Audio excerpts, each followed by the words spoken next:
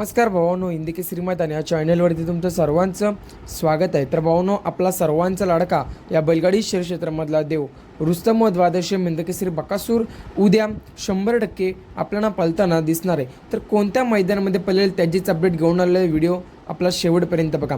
बकासूरचं नियोजन 2-3 दिवस पूर्वीच झालं होतं. तुम्हाला आपण अपडेट देखील दिली होती की बकासूर या मैदानामध्ये 100% पळणार आहे. तर आपला बकासूर उद्या खास मालकासाठीच पळणार आहे, कारण उद्या बकासूरचे मालक मोहिल शेठ धुमाळे यांचा बड्डे आहे, म्हणजेच काय वाढदिवस आहे.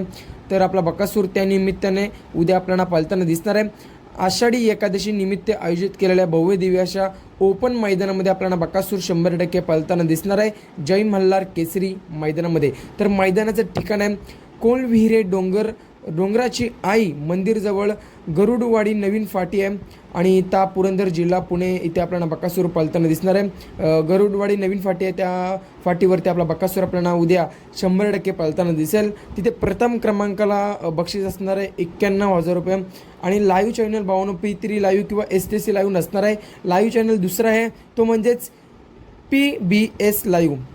PBS लाईव्हवर आपल्याला उद्याचं मैदान आहे ते लाईव्ह प्रेक्षेपण बघायला मिळेलच. आणि नक्कीच जर तुम्ही आपल्या चॅनलला नवीन असाल तर चॅनलला सबस्क्राईब करायला विसरू नका, कारण असेच बैलगाडी शरीरक्षेत्रामधील नवीन अपडेट्स आपल्या चॅनलवर तर येतच असतात. धन्यवाद भावांनो.